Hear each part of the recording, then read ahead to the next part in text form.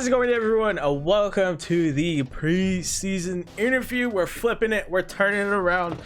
This time, I'm the one that's going to be interviewing Mr. Stone Family 64, Matty Ice. First and foremost, of course, everyone who's probably watching this video is definitely thinking of this question. How are you doing today, my friend? I'm good. I'm excited for this interview. I got to be on the other side just a few minutes ago, for us anyways. That was exciting, so I'm happy to see how this one goes. I'm very excited to be conducting the interview as well. But before we get into the questions, did you want to go ahead and introduce yourself to your crowd? Maybe there's new people who might be finding this preseason interview. Is there anything you want to say to them? I am Matty Ice of the Stone Family, guys, and together on this channel, my family does this together with my wife, my daughter, my son, and my other son.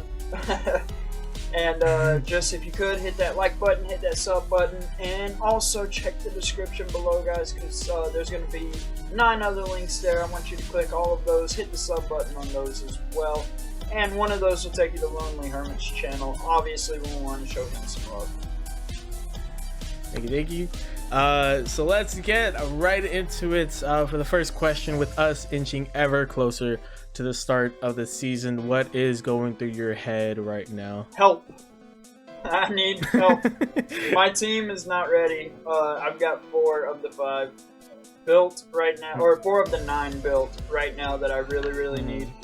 And we're not looking too good on the Atlanta side, but it's like training camp. You got to build the team up, get them ready for the regular season. So we'll see what happens with that, but definitely help.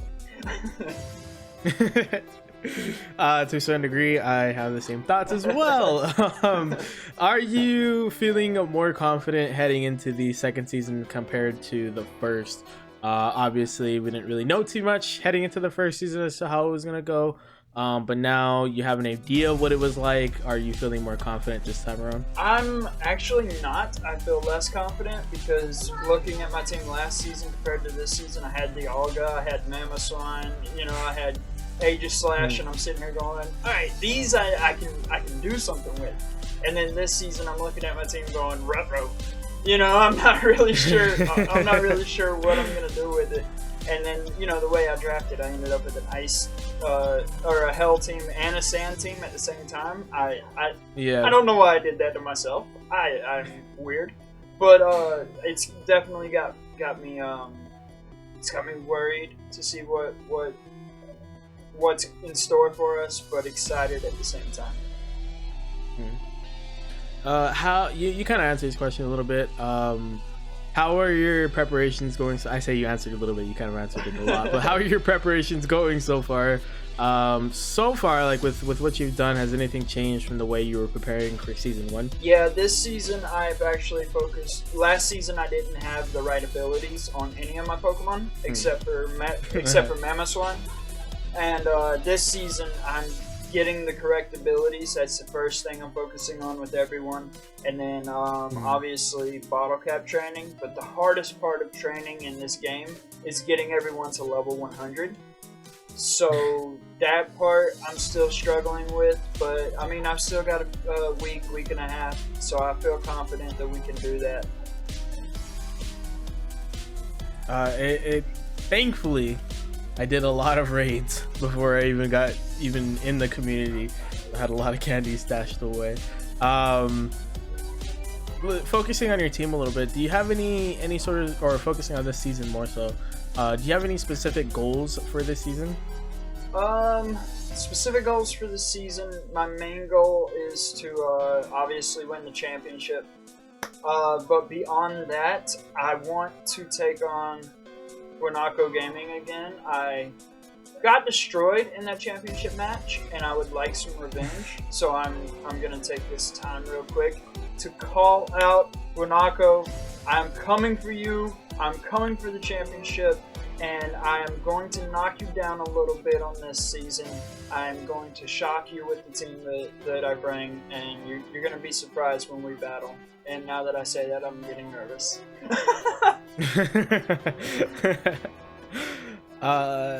That's a solid goal to start with. That's a solid goal to start I just with. want to beat him. Regular season, I want to make sure that he does not go undefeated. He's got at least one loss, and it comes from the Atlanta Braviary. And then come playoff time, hopefully we never have to see him again. Hey, solid goals, solid goals. Focusing more on your roster, on the Atlanta Braviary's roster. Looking at the team you drafted, how do you think your draft went? Did you have a certain plan heading into it? Obviously, you don't need to be too specific there, but how did your draft go? I wrote down 3 teams originally. I went through, looked at the Pokemon, planned out 3 different teams that I wanted, and then threw away all 3 teams. And then pulled those 3 teams out of the trash, looked at all 3 teams, and grabbed Pokemon from each team and was like, wait, this could fit, this could fit. And that's how the team basically got built from my side, as far as the draft is concerned. And that was basically the plan was, I was actually going to consider adding a Sun team to my team as well, and have 3 different methods of putting up, kind of like what Rayhan does in the gym fight with him. You know, he drops different weather conditions on you. I was legit considering that. I was going to go through and just drop weather on everyone, and you never know which weather I was going to bring. But I figured 2 would be enough, so I went with the Hell and the Sandstorm, and, you know, I worked around that. So, still looking at your draft, did you have any picks stolen throughout the draft? And if so, were you able to adjust to those stolen picks? Technically speaking, no, I didn't have a main Pokemon stolen. All of the Pokemon that were on my actual finalized roster that I wanted on my draft board, I got every single Pokemon. But there are 2 that are in a weird situation. I did want Hippowdon if I couldn't get Sandaconda. I was able to get Sandaconda, and you grabbed Hippowdon first anyway, so I wouldn't have been able to. So had someone stolen Sandaconda, then I'd have just been sitting, just hanging out like, help. We're back to, back to that statement. But the other one is my legendary. I was actually going to go for Lunala, or not Lunala, Cresselia. And I was gonna just bulk city, you know, wear a team down with that bulk that Cresselia can bring. Right. And then last second, literally I had it typed in, about ready to hit send. And I hit backspace and I typed in Latios. I have no idea why, don't know what made me think of Latios, don't know why I changed my mind. So Latios, please work out for me, because you're not the one I wanted. My brain did something that my body and heart was not into. It was like, no, my brain was like, no, you need Latios. And I was like, okay, we're going with Latios. It's not the worst thing you could have taken. I mean, compared to Cresselia, I feel like they do very different things. Yeah, definitely. I don't know. I mean, it literally last second, and that was the last pick. So I could have taken my time with that, you know, and it was literally my fingers and my brain were doing stuff that I'm just sitting here going, what are you doing? And I end up with a Latios on the team, so.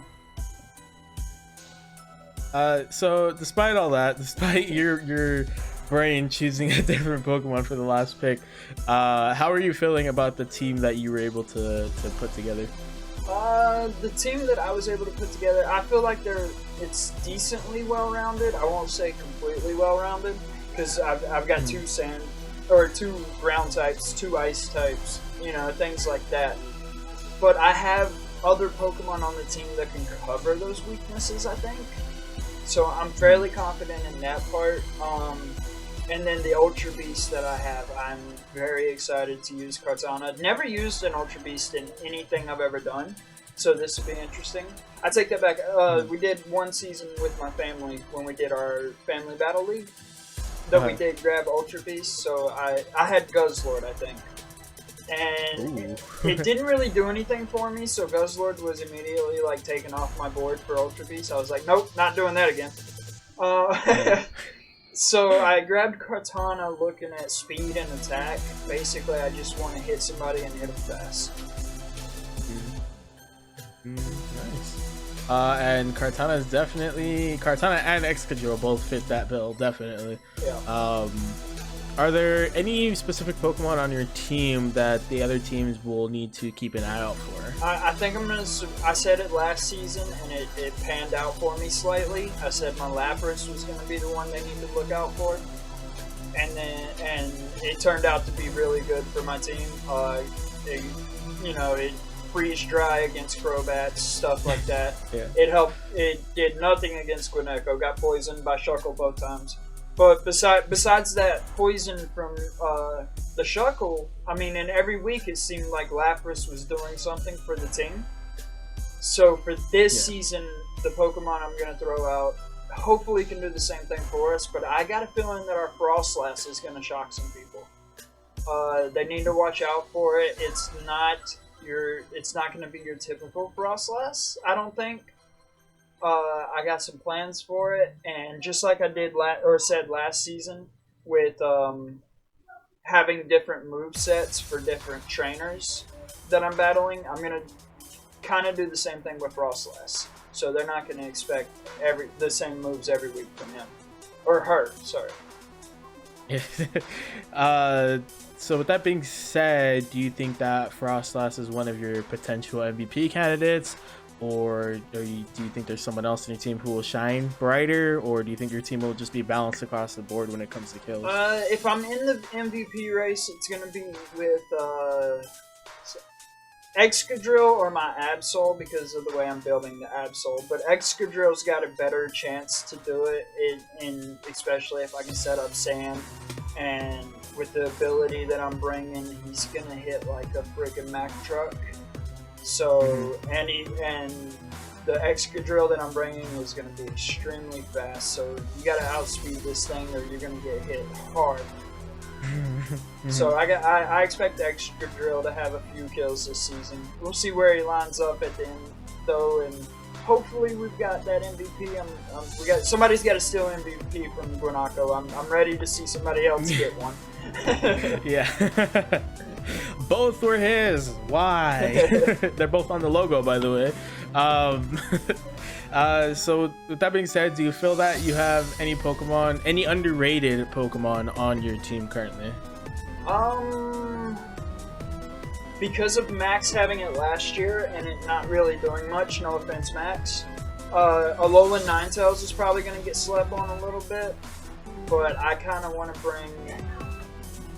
do to it what I did with Mamoswine and bring it to the forefront of people's minds again. And like I said, no offense to Max, I just think he wasn't able to utilize it correctly on the team that he had. But with the team that I have, I think that it can really do some damage. So I'm expecting Alolan Ninetales to do better than what people might think. That's nice. I do want to point out that it was one of the main reasons that they even beat the Chicago Score Bunnies. Well, yeah, it had not, like I said, no offense to him or his Ninetales, but it only had that one standout match in my opinion. And then the rest of the time it came in, it set up hell, and then your famous words, it came in and it died. It came in and died. Yeah. So that being said, looking at your team still, are you confident in your ability to utilize your team to its fullest potential as the season goes on? I am not. I am worried that I'm going to do the same thing last season, where it's going to take me a couple of weeks to realize where each member just use Trick Room. Yeah. I should have started straight up with Trick Room, but it's gonna take me a while, I think, and that's just me being slow. But once I pick up on it, as you saw last year, and that's with Mons that weren't Ivy trained, they weren't bottle cap trained, they weren't all level 100. I didn't have the correct move sets a couple of times that I thought I had. Yeah. So I've mentioned this to a couple of the other guys. Imagine me with a team that's fully built to its 100% capability, and then imagine I get used to that team quickly. You know what I mean? So if I do get confident and comfortable with this team, I feel like we can do some damage, but if it takes me a while, then we're back to the whole help situation. Now moving back to the league as a whole, you are obviously in the Dynamax division alongside Guanaco.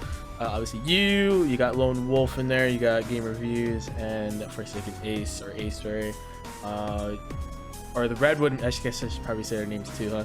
The Miami Dragonites, you have the Philadelphia Flygons, you have the Detroit Luxuries, and the Redwood Mounts.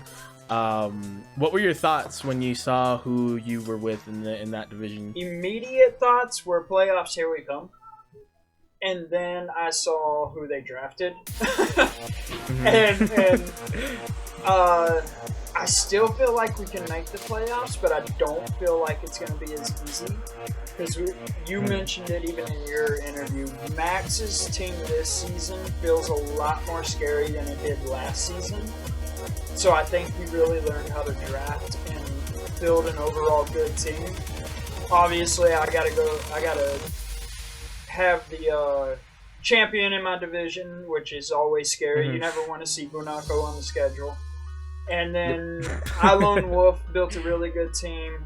And then besides the Meowth, I mean, Ace has got a decent team. He's got some off-the-wall picks, but he's still got a decent team, in my opinion. But it's going to be interesting to see what I can do against them. But yeah, first initial reaction was, all right, playoffs, here we come. And then I saw the draft picks coming in, and I'm going to call this help. Like, it's just, we're back to the help situation. Like, it's going full circle, I'm telling you. Going back to your initial reaction, did seeing your division and who you're going to have to play against make you more excited for the season to kick off? Well, the good thing for me is I got to see the divisions well and way before anyone else did. So I was way excited way before anyone else was able to be. So my excitement just kind of carried over when everyone else started seeing the division, and they were like, oh, I'm battling you. And then I'm sitting here like, you know, guys started calling me out like, Stone, I got you. And I'm like, all right, here we go. So it was definitely exciting, and it was exciting to see the other guys' reactions. So you did bring this up a little bit earlier in the interview, unintentionally, but is there anyone in your division who you might consider your rival? The Miami Dragonites. They are definitely our rivals. We're 1-1 against them. The loss happened to be in the championship, and we basically got swept. He played around with the team to try to let certain things not get damaged when they came in. So he let certain mons die. So in that instance, you know, I basically got swept. But yeah, definitely Guanaco. We're gonna have to knock him down a peg and let him know that Atlanta is not gonna be bullied like that.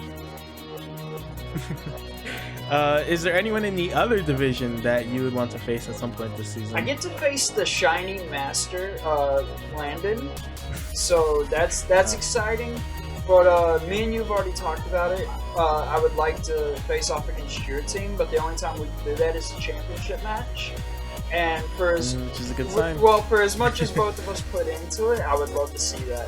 Like me versus you, you know, and then maybe even if that is the case, you know, I can hop in for that last weekly roundup and we can discuss it in depth. You know, that would be really cool in my opinion. But if I had to choose anyone else, I would want to take on Foos, who, if I'm not mistaken, he's in your division, and I want to get revenge for Mamoswine from last season. I wasn't gonna bring it up. I'm gonna bring it up. I would love to get revenge for Mamoswine. So Foos, if the divisions switch up next season and I got to take you on, Mamoswine will always be in the back of my mind. Looking at the league, which teams from each division are looking the most dangerous, not including your own? For my division, the Dynamax division, I'm gonna have to go with Guanaco all the way. You never know what that guy's gonna do. You never know the moveset he's gonna bring, and he's the defending champion, so I can't take anything away from him. You know, definitely gotta worry about him. And then on the other side, I mentioned it slightly in the Discord. Nobody really paid attention to what I said. But I dropped my thumbnail for the announcement video. And if you look at the thumbnail closely, 4 of the teams are surrounding a center team in the middle of each division. And that was my picks, basically, my prediction for the championship match. And if you go back and look at it, it's got Guanaco versus Derek for the championship. I'm sorry, I'm just being honest. So I think Derek's got the scariest team, in my opinion, except for maybe the Ninjask. I'm not sure what he's going to do with that. I know Speed Boost, Sword Stance, maybe, but beyond that, what does he really do with it? Like, it gets hit and it comes in and dies. Exactly. So that would be my answer for that, is Derek and Guanaco for each division. On the flip side, are there any teams from each division that you feel might be underestimated but actually perform better than people would expect? I'm going to go with Island Wolf for the Dynamax division, which is the Philadelphia Flagons. I had to remember his team name. New team names, guys. We got to get used to saying some of these. But the Philadelphia Flagons, he's underestimating himself, which I think is giving him cause for concern. And I think he could literally be the Derek of Season 2, if that makes sense. You know, where he's underestimating himself, he's not thinking he's going to do well, and then he comes in and he smacks a few people around, and then he's like, I got this. You know, so if he gets confidence and he starts building some wins, be careful, you know. And then on the flip side, the Shiny King himself, I'm worried about his team. Landon, I'm sorry, don't hate me. But the Iowa Incineroar, I think, are the most underestimated team on that side. Obviously, he might have some strategy that he could put in place, and you know, he could come in and smack around a few guys as well, and then you know, be the Derek of that side for this season. Who knows? Hey, as far as we know, you know, come the end of season, we could be seeing Landon versus Island Wolf in the championship. Yeah. So anything can happen any week. You gotta watch it every week, guys. Yeah, absolutely. I mean, we saw it last season that there were some big upsets, some big movements, especially towards the end of the season. Well, yeah, you mentioned crazy yeah, matches. you mentioned it earlier. No one expected Max to beat Crobats. Like, I picked Crobats, you picked Crobats, Landon picked Crobats, everyone was picking Crobats. And then Max shows up with, and thank you for bringing it because it made me think of it for the next week. He brought the Freeze Dry, you know, and I was like, oh, wait, Freeze Dry. So I had to rebuild a Lapras and a Mamoswine. So yeah, definitely anything can happen. You never know what the other person's gonna bring, and even with like Derek, I didn't know that Gengar got a fighting type move because Gengar knocks out my Dialga week 1, and I'm sitting there going, help.